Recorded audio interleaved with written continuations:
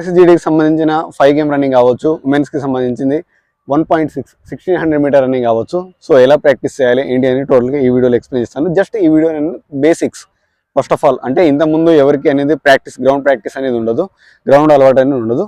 Starting వెళ్ళగానే అంటే ఎలా వెళ్ళాలి, లేకపోతే ఎలాంటి ప్రాక్టీస్ చేయాలి ఏంటి అని టోటల్గా ఈ వీడియోలో ఎక్స్ప్లెయిన్ చేస్తాను. సో ఫస్ట్ వచ్చేసి మెయిన్ ఏ ఈవెంట్ అయినా సరే కావాల్సింది రెగ్యులర్ ప్రాక్టీస్. సో ఎన్ని డేస్ మనకి ఈవెంట్కి ఎన్ని రోజులు ఉందనే సంబంధం లేదు. First of all regular practice ఎప్పుడైతే మనకు డేట్ అయితే వస్తుందో, సో డేట్ వచ్చిన కాడ నుంచి మార్నింగ్ అండ్ ఈవినింగ్ చేస్తే చాలా చాలా బెటర్ దెన్.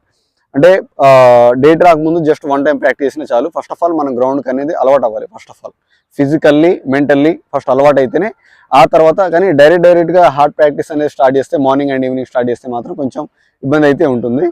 ఓకేనా, బాడీ స్ట్రెయిన్కి గురవుతుంది. కాబట్టి first of all main thing regular practice 1, and వచ్చేసి రెగ్యులర్ ప్రాక్టీస్. ఆ తర్వాత డేట్ వచ్చిన తర్వాత హార్డ్గా చేయాలనుకుంటే మాత్రం 2 టైమ్స్ ప్రాక్టీస్ అయితే స్టార్ట్ చేయండి, మార్నింగ్ అండ్ ఈవినింగ్.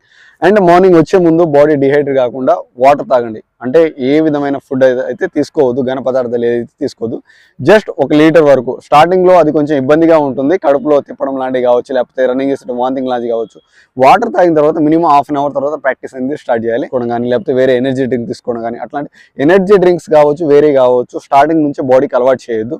తర్వాత మనకు స్టామినా సరిపోకపోతే అది తీసుకోవాలి, కానీ మధ్య మధ్యలో స్టార్టింగ్ నుంచే ఏ విధమైన మనకు ఫిజికల్ ప్రాక్టీస్ అనేది లేకుండా మధ్య మధ్య తీసుకోవడం అయితే అది మంచిది కాదు. స్టార్టింగ్ రన్నింగ్ చేయడం దట్స్ నాట్ కరెక్ట్. వార్మ్స్ అనేది మినిమం కొంచెం సేపు అయినా చేయాలి. ఈ వార్మ్స్ అనేది డేట్ మనకు దగ్గరకు వచ్చే కొద్దీ కొంచెం కొంచెం తగ్గించుకుంటూ వెళ్ళాలి. ఎందుకంటే డైరెక్ట్గా ఎక్కువగా బాడీ వార్మ్స్కి అలవాటు అయితే అది చాలా ప్రాబ్లం అవుతుంది. అక్కడ మనకు వార్మ్స్ చేయడానికి టైం ఉండదు. కాబట్టి సో స్టార్టింగ్ డేస్లో గ్రౌండ్కి వచ్చినప్పుడు వార్మ్స్ అయితే చేయాలి. అది కొంచెం రోజు కొంచెం కొంచెం తగ్గించుకుంటూ మన డేట్ వచ్చే వరకు పూర్తిగా వార్మ్ అనేది లేకుండా ఫ్రీగా రన్ చేయగలిగేటట్టు ఆ స్టేజ్కి రావాలి మనం. సో స్టార్టింగ్లో వార్మ్స్ అయితే చేయాలి, అది కొంచెం కొంచెం తగ్గించుకుంటూ వెళ్ళడం బెటర్. బట్ అసలే వార్మ్స్ చేయకుండా డైరెక్ట్ రన్నింగ్ అయితే చేయొద్దు మార్నింగ్ లేచిన తర్వాత. ఓకేనా, సో ఇది మెయిన్ ఇంపార్టెంట్. వార్మ్స్ చేయాలి, రన్నింగ్ చేయాలి. రన్నింగ్ మీరు ఎంతసేపు చేస్తారనేది మీ ఇష్టం. బట్ ఇవాళ చేసిన దానికంటే రేపు చేసిన దానికంటే ఎల్లుండి చేసిన దానికంటే అనదర్ డే వచ్చేసి రోజుకి కొంచెం కొంచెంగా ఈ స్ట్రెంత్ అనేది పెరుగుకుంటూ వెళ్ళాలి తప్పిస్తే తగ్గవద్దు. కొంచెం ఒకటేసారి బాడీని హై లెవెల్లో తీసుకెళ్ళొద్దు. కొంచెం కొంచెంగా ఇవాళ ఒక 1 కిలోమీటర్ చేస్తే రేపు 1.5 చేయండి, లేకపోతే 1.2, 1.3, 1.4 ఈ విధంగా కొంచెం కొంచెం బిల్డ్ అవుతూ వెళ్ళండి తప్పిస్తే సడన్గా ఒకటేసారి 5 గేమ్ రన్ కొట్టాలని మాత్రం ట్రై చేయబాకండి. అండ్ ఇంకొక మిస్టేక్ చేసేది ఏంటంటే అందరూ ఫస్ట్ ఆఫ్ ఆల్ వచ్చి రాగానే టైంతో ప్రాక్టీస్ చేయడం, టైం పెట్టుకొని ఎంత టైం పడుతుంది ఏంటి అని. ఫస్ట్ ఆఫ్ ఆల్ మనము ఫిజికల్లీ గ్రౌండ్కి అలవాటు అవ్వాలి. ఒక స్టేజ్కి వచ్చిన తర్వాత పర్లేదు, ఇప్పుడు నేను నాన్ స్టాప్గా 5 గేమ్ పరిగెడుతున్నా, నాన్ స్టాప్గా ఒక మోస్తరుగా పర్లేదు ఒక యావరేజ్ స్పీడ్లో పరిగెడుతున్నా అని మనకు అవగాహన వచ్చినప్పుడు మాత్రమే ఒకసారి టైం చెక్ చేసుకోవాలి. అంతే తప్పిస్తే స్టార్టింగ్ డేస్లోనే ఏది రాకుండా, బాడీ ఫిట్నెస్ లేకుండా, లేకపోతే అసలు రన్నింగే ప్రాక్టీస్ లేకుండా అసలు టైం ఎంత పడుతుందని చూసుకోవడం చాలా పెద్ద పొరపాటు. టైం పడదు, దానికి తగ్గట్టు మనం డిసప్పాయింట్ అనేది అవుతూ ఉంటాం.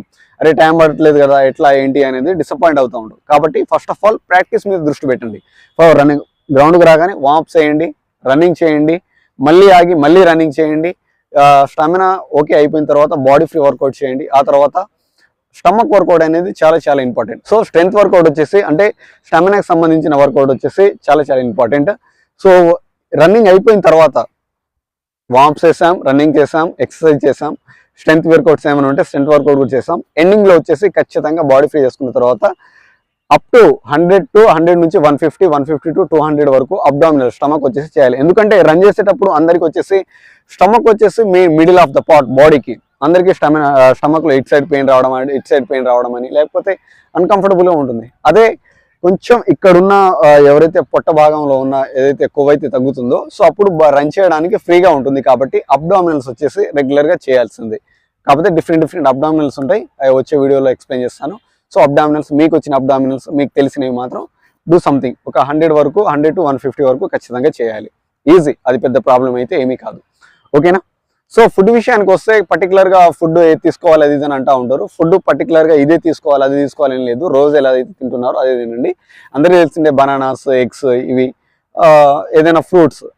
సో అంతే తప్పిస్తే అంతకు మించి వేరే కొత్తగా ఏదో తీసుకోవాలని అయితే ఏం లేదు. ఫుడ్ తీసుకుంటే రన్నింగ్ ఇంప్రూవ్ అవుతుంది అనేది ఏమి ఉండదు. ఫస్ట్ అయితే ప్రాక్టీస్ మెయిన్ ఇంపార్టెంట్, ఆ తర్వాతనే ఏదైనా సరే. సో ఫుడ్ అయితే మ్యాండేటరీ కాదు. ఓకేనా, ఎందుకంటే మనం చేసే ఈ 40 days 2 months లేకపోతే 20 days ప్రాక్టీస్కి కొత్త ఫుడ్ చేసుకున్నంత మాత్రం బాడీలో ఎటువంటి చేంజెస్ అనేది రాదు. తగినంత ప్రాక్టీస్ చేస్తేనే వస్తుంది. దాంతోపాటు క్వాలిటీ ఫుడ్ అనేది తీసుకుంటే ఆటోమేటిక్గా బాగానే ఉంటుంది. బట్ పర్టికులర్గా ఇదే తీసుకోవాలి అది తీసుకోవాలని లేదు. మీరు కావాల్సిందే తీసుకోండి, కడుపు నిండా తినండి, ఎట్ ద సేమ్ టైం హార్డ్గా ప్రాక్టీస్ చేయండి అంతే. బట్ ఆయిల్ ఫుడ్ కావచ్చు, మసాలా ఫుడ్ కావచ్చు, ఈ బిర్యానీస్కి కావచ్చు, లేకపోతే ఇంకా ఇతర జంక్ ఫుడ్స్కి కావచ్చు, వీటికి మాత్రం అలవాటు అవ్వబాగండి. వీటిని 4 రోజులు కొంచెం ఎగ్జిట్ వదిలేయండి. ఓకే, బట్ ఇంతవరకు ఫుడ్కు సంబంధించి అయితే ఇది. అండ్ బ్రీతింగ్ కంట్రోల్ కావట్లేదని, లేకపోతే సమ్ ఈ పెయిన్ వస్తుంది, ఆ పెయిన్ వస్తుంది.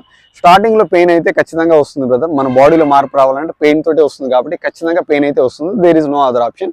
అది ప్రాక్టీస్ చేసే కొద్దీ పెయిన్ అయితే పోతుంది. కాబట్టి పెయిన్ గురించి కంగారు పడబాకండి. ఓకేనా. అండ్ బ్రీతింగ్ కంట్రోల్, ఎవరికైనా సరే బ్రీతింగ్ అనేది కంట్రోల్ కాదు. నేను 10 కిలోమీటర్స్ అంటే ఒక 15 కిలోమీటర్స్ పరిగెత్తాలనుకుంటే బ్రీతింగ్ కంట్రోల్ కాదు 10 కిలోమీటర్స్ తర్వాత.